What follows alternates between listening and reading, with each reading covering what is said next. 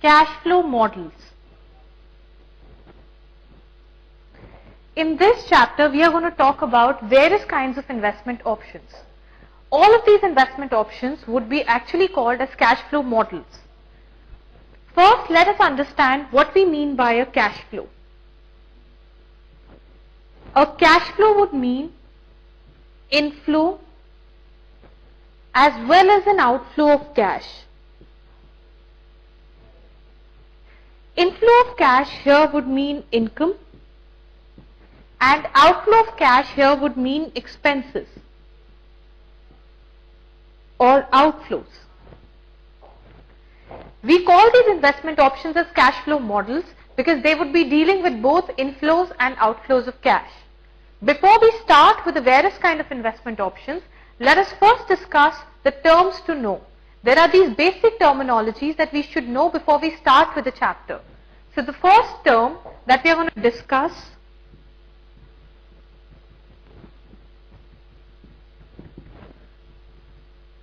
would be capital. Capital is simply money. The second term that we are going to discuss is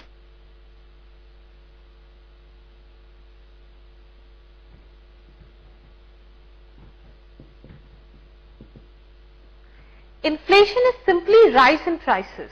Now the basic commodities, when their prices rise, then we say there is inflation happening in the country. What happens when there is inflation? Inflation leads to the reduction in the purchasing power. That is because the amount of money that we have, we are able to purchase a lesser number of commodities with the same amount of money that we could have purchased a year back, let's say. The third term that we are going to discuss is coupon.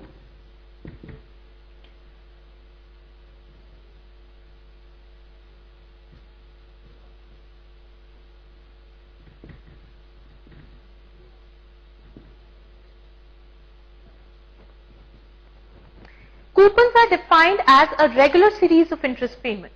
Now usually when a loan is taken from an organization, these payments, the money can be repaid in various ways. One of the way of paying the money is a regular series of interest payments followed by a capital repayment. These regular series of interest payments sometimes are also called as coupon payments. Let us now come to the fourth term, and that is a bond.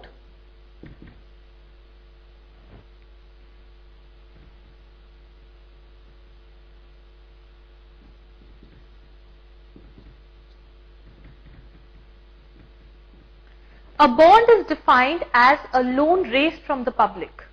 Now this kind of a loan is taken by government organizations or corporate organizations from the public by issuing a particular document called bonds. Bond is basically an agreement between the customers and the organization of making a certain amount of payment in return for a single sum of money that is charged at the time of an issue. We will be discussing various kinds of bonds in this chapter. Let us first start with the first kind of a bond. It is called a zero coupon bond.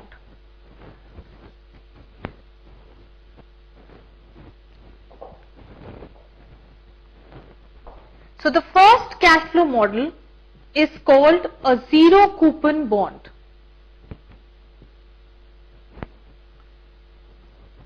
The word zero coupon means a zero regular series of interest payments. So basically this is a bond which does not provide a regular series of interest payments.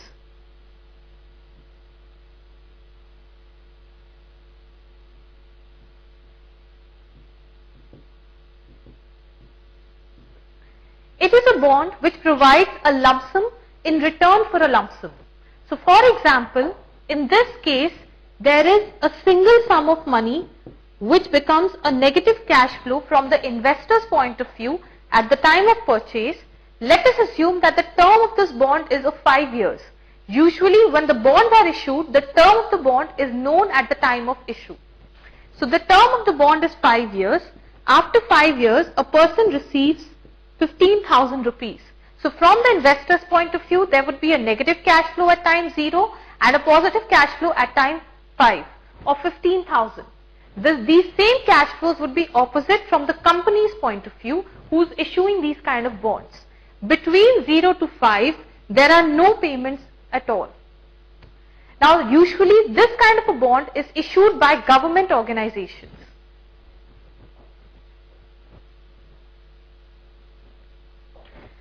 Let us now consider the second kind of an a second kind of a bond, which is called a fixed interest security. Now again, as the name suggests, it's a fixed interest security. So therefore, it provides a regular series of interest payments. Usually when we talk about interest, interest could be of two types: floating rate or a fixed rate. A floating rate of interest is that kind of an interest which changes according to the market conditions. There is a central bank of every country which sets up a particular interest rate called a base rate. So floating rates change according to those interest rates. A fixed rate of interest is that rate which has been decided in advance, and this kind of a rate remains fixed for a few number of years as per the terms and conditions. For example, when you take a fixed deposit, or when you deposit a certain sum of money for a fixed number of years in a bank account, that is what we call a fixed deposit. This fixed deposit would have a fixed amount of interest that you receive every year. This kind of an interest rate is fixed at the time when you are making this deposit. So that is called a fixed rate of interest. In case of a fixed interest security, we are assuming that the rate of interest remains fixed. So in this case, you pay a price at time 0, and let us assume that this security is for 5 years. So you receive interest payments at regular intervals for the next 5 years of rupees 10 each. At time 5, let us assume that you receive a payment of 110. These regular series of interest payments are received till maturity. Exactly at time 5, when the redemption is paid, these interest payments would cease. Usually, these interest payments are made either at annually or at half-yearly intervals. The terms and the condition of the security would be known in advance.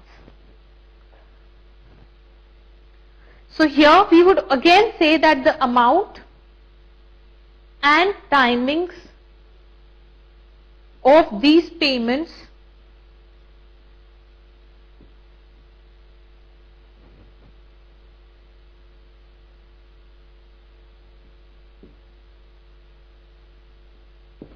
are known in advance. So the amount and timing of the payments are known in advance. Let us now move on to the next kind of a bond, just called an index-linked bond.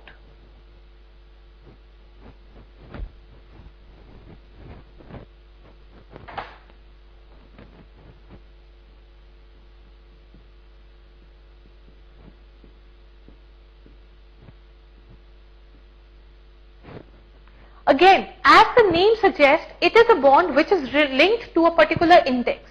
This index is called an inflation index. We've discussed inflation before. Inflation is basically rise in prices. Now, because of the rise in prices, the purchasing power of all the individuals becomes less. So, this is a bond which provides compensation for inflation. There is an inflation index which is listed on the stock exchange. This inflation index tells us how the prices have risen from a particular year. Now let us assume that a bond is issued in year 2000 for a certain price. In case there would be no inflation,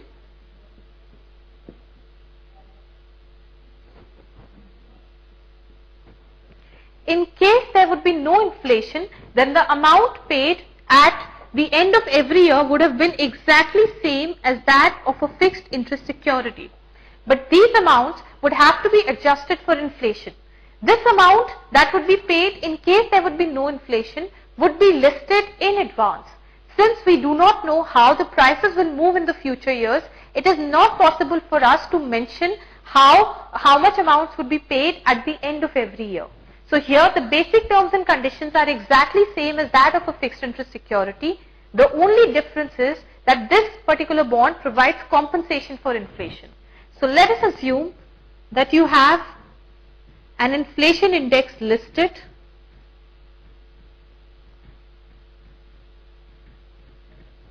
for all the years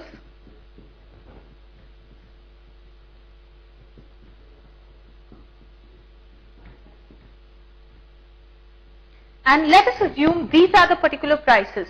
So in year 2000, the average price of all the commodities was 100. There is a proper method of calculating this inflation index. We do not need to know the method. This would be given to us. So 100 in 2000. In 2001 it was 120. 2002 it was 130. 2003 it was 140. 2004 it was 145. And 2005 it was 150. The year in which the security is issued is called the base year. All the comparisons would be done with respect to this base year. Now let us consider the amount that has to be paid in year 2001. We know that the prices from 100 have risen to 120. That means for every 1 rupee, 1.2 needs to be spent. And how do we get that? 120 divided by 100. So for every 10 rupees, how much would a person need to spend? It would be 10 into 120 divided by 100. So that is 12 rupees.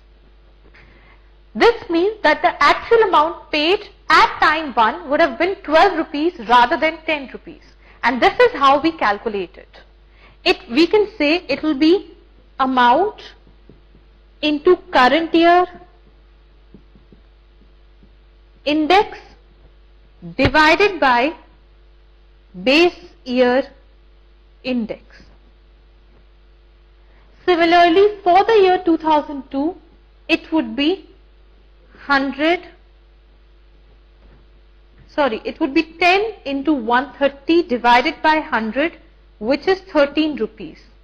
For 2003, it would be 10 into 140 divided by 100, which is 14 rupees. In 2004, it would be 10 into 145 divided by 100, which is 14.5 rupees. In 2005, it would be 10 into 150 divided by 100, which is 15. It will be 110 into 150 divided by 100. So in 2005, the interest received was 10 rupees and there was a capital which was repaid in 2005 of 100 rupees. Both capital and interest would be increased according to inflation. So here the amount would be 110 into 150 divided by 100, which will give us an amount of 165 rupees. This 165 rupees would include 150 plus 15 rupees. This 150 rupees would be your capital amount and 15 rupees would be your interest payment.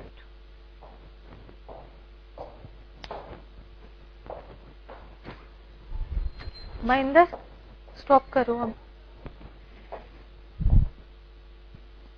करो, मैंने 3 continuously कर लिए, मेरा गला सूख जाता है. ये भी रिकॉर्ड